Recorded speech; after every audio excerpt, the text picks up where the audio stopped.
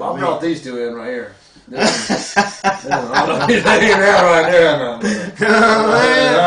I hope you got a permit for them gimmicks, man. I do, man. I got a permit for these 13 inches, man. So, man, 13 inches. What a coincidence. So let me ask you, how you feel about? I know it took you a while to actually get your release, and I don't want to speak out of turn. So, how do you feel now that you're officially, I guess, done with WWE? What are you looking forward to doing? Man, I actually feel great. It was time for me to go. We've had a lot of conversations on things. You and myself, and being with WWE is a really interesting thing because obviously when you're with WWE, it's the #1 wrestling company. It's a global phenomenon. You like that hair? Mm-hmm. Yeah. Johnny, he's got the young Einstein here. Let it down a little bit, It gets a little crazy sometimes, man. Yeah. You know what I mean? I'm getting ready for my new hairdo, so don't get hot. Don't get hot, man. Don't Switch get hot. comb. He ain't seen the switch comb yet, man. He don't know nothing about that. People really thought this was a knife for like the first couple of Shane's shows. been trying to cut his throat with it, but he can't. Yeah. I mean, I'm sure. Yuck is like one of your guys, so I mean. Boy. Yeah. Anyway, as far as the WWE goes, when you work for WWE, it's a huge honor. And as a child growing up, it was my dream, along with Jeff, to one day work for the WWE and be tag team champions. We did that several times over. We both won our singles aways, and we both were very successful. We both held multiple singles championships.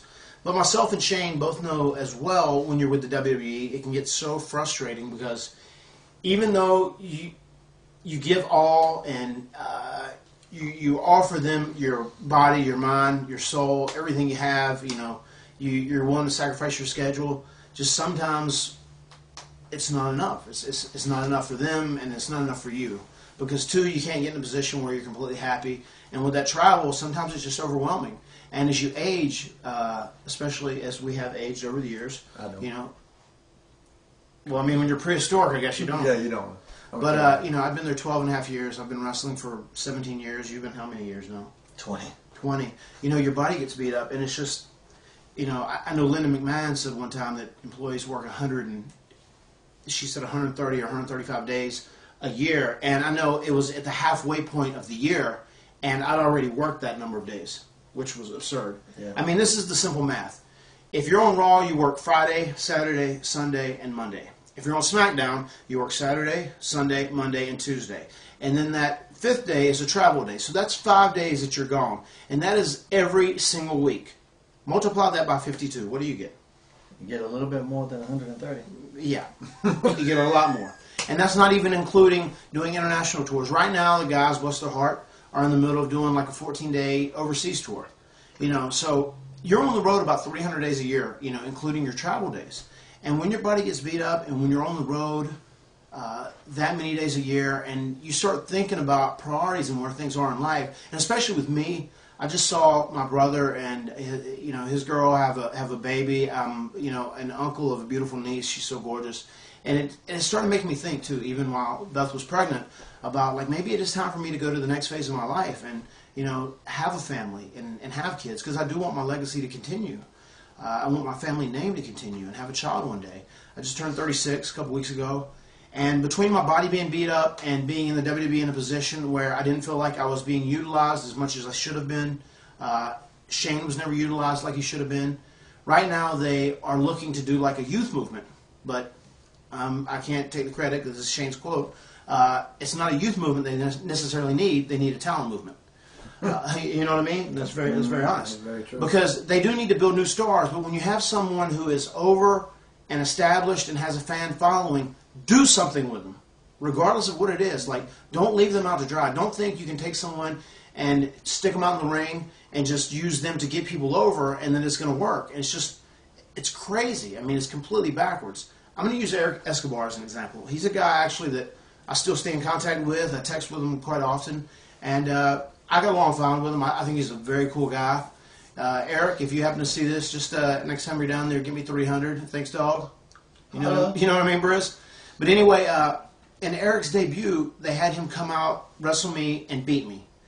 And my suggestion for that match, actually, was for me to still wrestle him, let me beat Eric, even if I beat him with a twist or not. But then when the match was over, have him jump me and beat me up And that way, I guarantee you, he would have got more heat and more established, and it would have been much better off for his career than by doing something that was very unbelievable. Because when he went out and beat me in that first match, it was unbelievable. And I think from that point on, he was screwed. Yeah. Drew McIntyre, he's another guy, Shane. I mean, you'll probably agree with me on this point. Regardless of what people think, I think Drew's okay. I think Drew's a talented guy, and I think he's going to be good down the road. But whenever Drew came in as the chosen one, and he was beating people up, and he had cool music or cool entrance, and, you know, there was no reason to boo him, and people didn't boo him. He didn't get a reaction. I mean, there's a lot of things that are done in the WWE that just do not make sense. And it's very frustrating, especially when you're a guy who has sacrificed as much as myself and this man has, you know. And I got to the point in my career where I was like, okay, I don't think things are going to change for me, especially the last couple months I was there. Myself and Christian, who's another guy that I think they have really missed the boat on and haven't taken advantage. Still, yeah. Yeah, he's amazing. He's one of the best in-ring workers I've been in the ring with. People love him. He's established. He's over. He can speak. And I've said this before. If Christian didn't win a world championship, it's an injustice. Totally. And myself and Christian had this angle planned out for 3 or 4 months, and we had the green light to do it, and then they just killed it. And then once they killed that, I just said, man, this is enough for me. Like, that was the first time that I talked to people about getting my release and moving on, which wasn't going to happen because they didn't want to let me go at that juncture because they knew that I still had star power because of my name, and they actually know. It's also real funny when you read reports on the internet. They go, oh, well, so and so wrestled so and so, but he had a good match with them, and da da da da da da. Like, they don't know who really produces in these matches. Right. Like, you'll have matches with people, and they don't realize that you're the mind behind it that actually put the match together, or that you were the guy that was leading the guy in there that created this reaction, that reaction. Just because someone is athletic doesn't mean they created the great match. Right. Because athleticism definitely isn't the first thing, the first quality of being a great worker. The first quality of being a great worker is having a ear and knowing how to be a great worker. That's the first thing you have to do, more than anything else, even more than looks or in-ring ability. The drink order has been sent, by the way. You don't know nothing about that, man. Yeah, we got a drink order. He has a drink order. He got this waitress that comes up and gives us drinks. I can definitely tell, my biggest example, and we used to talk about this in my WCW days when I was coming to prominence as Sugar Shane. At that point in time, all the indie guys would read the dirt sheets, and everybody, you placed a lot of stock into them, and there would always be like this match of the night. It would be Sugar Shane and this guy, and it would be Sugar Shane and this guy, and it would be Sugar Shane and this guy, and it always gave the other guy credit, like almost every time. Yeah. And I was like, how come I was the common denominator in all those matches, and they never once said it was me? It's the unsung hero. You know what I mean? And I was like, I know. I mean, but it's just like Matt. Matt's been in that boat where, like myself, that always has the ability to make the other guy look better than he can sometimes. Yeah. I know that's my ability. I can make the other guy look better than he can make me look. Yeah. And sometimes that works against you. A lot of times it works against you. I'll even go back to the beginning. When I Jeff and I first started, when we were teaming, I used to do a 450 splash, and I used to do things that were a lot prettier and a lot different until my ankles got banged up and beat up, and my body got beat up, and I started working smarter, thinking about longevity for my career. But I realized, like, wow, Jeff can do these, the Swanton, it's beautiful, and the Whisper in the Wind. So when we would have tag matches, I would always make sure to program Jeff doing whatever he was strong at, and I would do what I was strong at. Yep. And what's funny is because his stuff was the flashier stuff, he ended up being the one that people, took to more or that stood out. Right. But what's funny, at the end of the day, I was the one that actually did that because I wasn't thinking about myself and being selfish or even thinking about Jeff and being selfish. I was thinking about what is best for our team and the other team and the whole match and the segment and the whole show, because that's what wrestling should be about. Yep. Even though everyone is working individually for themselves, we're all working for a greater purpose to try and make a great, entertaining show. Right. And there's not a lot of people, especially nowadays, that really get that concept. If I can interject, I don't mean to interrupt. Please do. It's kind of like a quarterback passing for 450 yards in a game. And he couldn't have done that without the guys on the line. You know what I mean? And those are the guys that are unsung heroes. You don't see that. Totally. All you see is that quarterback showing his ass and doing his thing. And it's just kind of like what you're talking about. These guys getting all the credit when you're doing all the work right here, mentally. That's what good teams do. Good teams complement each other. Yeah, exactly. You know, exactly. It would be amazing if some of the guys that write the dirt sheets, because I'm one of the guys who speaks out against them sometimes, and I'll call bullshit on things when bullshit. They say things that are incorrect. But like the reason I do that is because they are so influential. I want them to be better, and I'm not saying I want them to be biased, but I just want them to understand how things work so they can be more accurate in whatever they report. They're not going to go away. I understand that, and I understand these are also regular people that are trying to make livings, and they've chosen to do it because they love wrestling. But the thing is, you can never truly understand wrestling until you have been in a locker room, until you have been around a worker, and until you have seen how matches work and are constructed. And once you do that, you'll have a whole different outlook and perception on everything. It'll change your mind. Like if you could be with someone, if you could follow myself in the locker room around for 6 months, then I think you would totally write things and you would state things and you would have a different outlook and opinion on everything. Yeah, of course. I mean, people don't, so many people say, why didn't you do this in the match? Why didn't you do that during the match? Like, y'all don't know what we're told to do. Like, at the end of the day, we do a job. We got a boss that tells us what to do. And to a degree, I mean, I really believe a lot of that hurts wrestling because it takes away the artistry of what we do. Absolutely. When you're told what to do. Like, that was the worst part about my last run in WWE was dealing with the agents. Like, at the height of my Hurricane popularity, I was allowed to do whatever I wanted, and everything worked out great. And then toward the end, especially when I came back, I had to deal with agents trying to tell me what to do out there, move for move. And I'm like, you fuckers don't know how I work. You guys don't know how I wrestle. And half of those agents were never fucking over to begin with.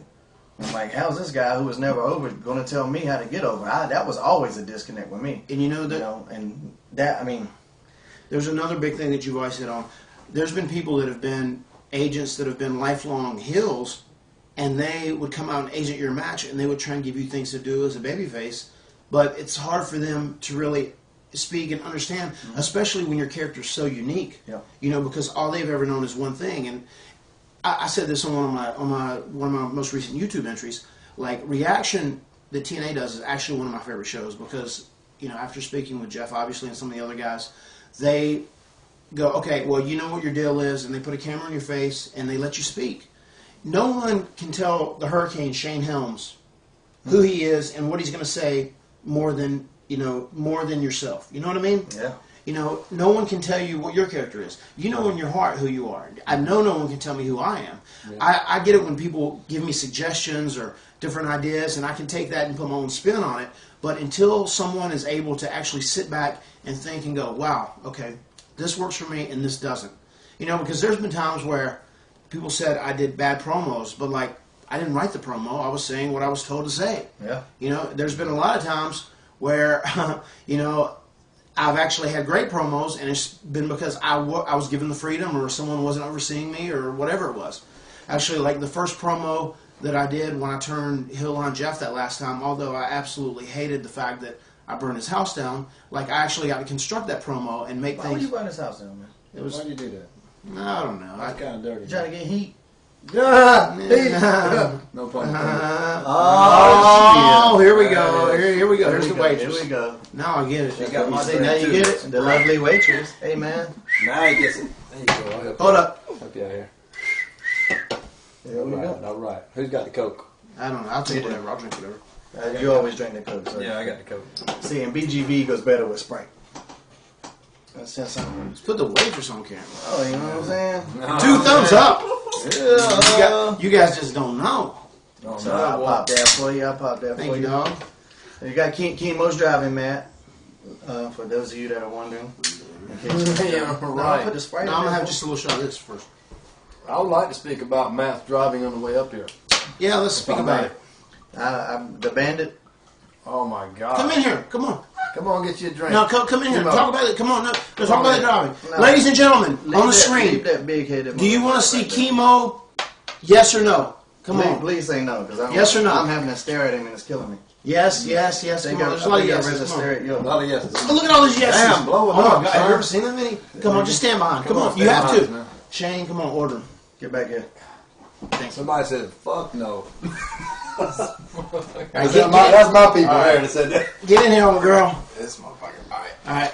Don't talk. Just stand back up.